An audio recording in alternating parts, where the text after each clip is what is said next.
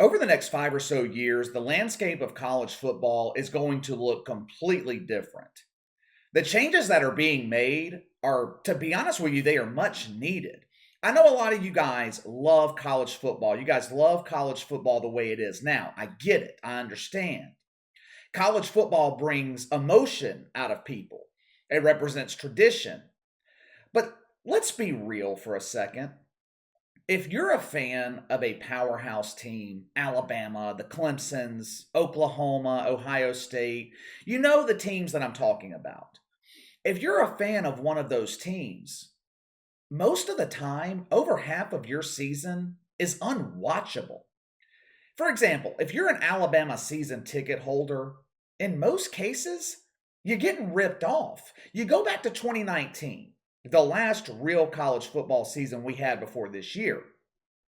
2019, Alabama played one ranked team all season. They had one game all year in the regular season that was competitive.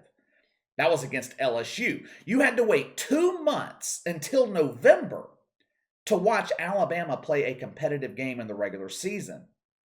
Now, this year, the SEC appears to be strong, so the schedule for Alabama is a hell of a lot tougher than it's been in the past 3 or 4 years. It's a good thing. But their out of conference schedule is still an embarrassment. They have no business playing Mercer, New Mexico State, Southern Miss. And I'm not just picking on Alabama here either. Back in 2019, Clemson, they didn't play a ranked team all season. But like I said a second ago, there are positive changes happening in college football. This is just my opinion, but I think the players now having the ability to be paid has a lot to do with this. It's bringing something back to college football that they have been missing for a long, long time, and that's competitiveness. In a sense, money is the great equalizer. I'm hoping eventually that college football will implement a salary cap similar to the NFL to kind of level the playing field a bit, but adding money to the equation makes recruiting more competitive.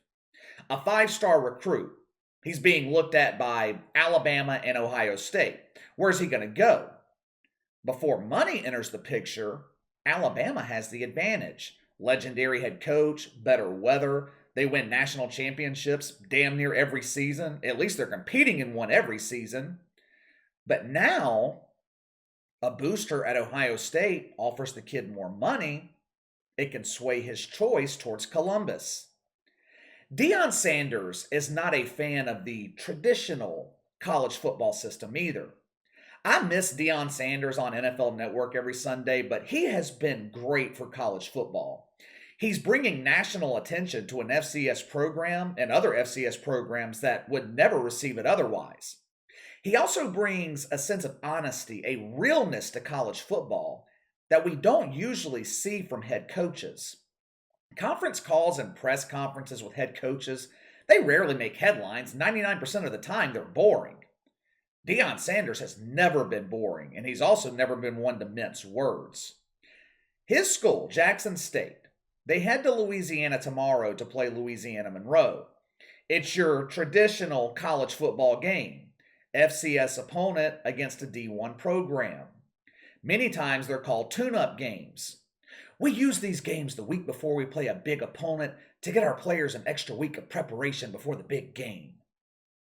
Deion Sanders was not having any of that mentality. Check out what he said at the press conference the other day. I'm a little different, man. I don't believe in FCS school taking a payday from an FBS school just to get your butt kicked. How does that help the kids? Yeah, that helps your financial aspect of it, but that means you sold out. You sold them out.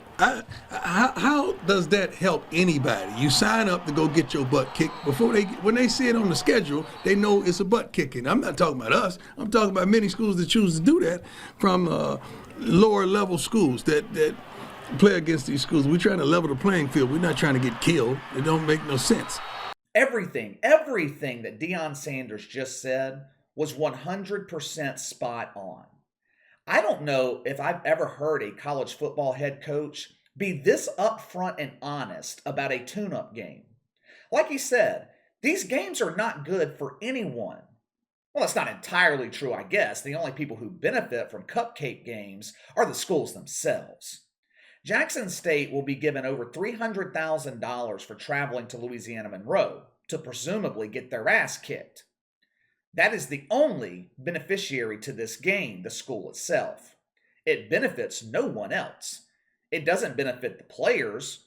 In order to improve, in order to get better, you have to play against opponents that are equal or better than you. So it doesn't help Alabama when they play Mercer. And it really doesn't help Mercer either, who travels to Tuscaloosa and gets humiliated on national television. Deion Sanders mentioned it being a morale killer for the kids. How else could you describe it? Tell me an 18, 19, 21-year-old kid that wants to be embarrassed. Most of these games are over by the end of the first quarter or by halftime. The kids get ripped off. More importantly, us fans get ripped off. I know there have been 8 FCS schools beat FBS schools this year. I know that, but that is an outlier. It's an anomaly. It usually doesn't happen that way. Even with 8 FCS schools pulling upsets this year, in the grand scheme of things, it really doesn't mean anything. They got lucky one day. Then they go back to getting the hell beaten out of them when they play powerhouse programs. The only reason these games are on the schedule is for money. Down here in the South, college football is king. I've always liked the NFL more, but most people down here think college football is better than the NFL. I don't understand it, but that's the way it is. One of the reasons I always hear as to why college football is better, they always say the NFL is about the money and college football is about love of the game. The kids play it for the love of the game. Number one, yeah, the NFL is about money. That's why they play. But you tell me, what would make you more motivated? Knowing that you're going to receive a $500,000 check for playing one game, or playing for the love of the game? There is a reason the NFL is the most competitive league that we have. And number two, college football is all about the money. That's all it's about. The only difference is the money has been going to people who never step on the field. Just because the kids weren't getting paid, or most of them weren't getting paid traditionally, doesn't mean that college football isn't about the money. Now, I've been hard on college football for a long time, but so far, this has been a great season. So far, 3 weeks in anyway. College football is getting better.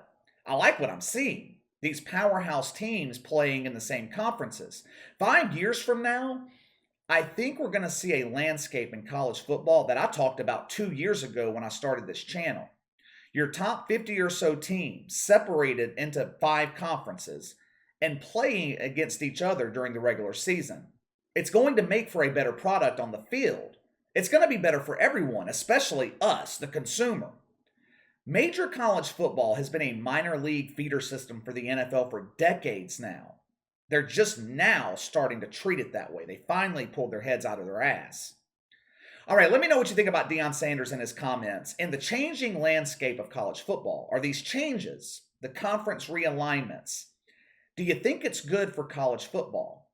Sound off in the comments below. Make sure to like and subscribe. Click the notification bell to receive all notifications from the channel. Best way to contact me is by email at btlkc84@gmail.com, KC_BTL84 on Twitter. I'll see you guys later.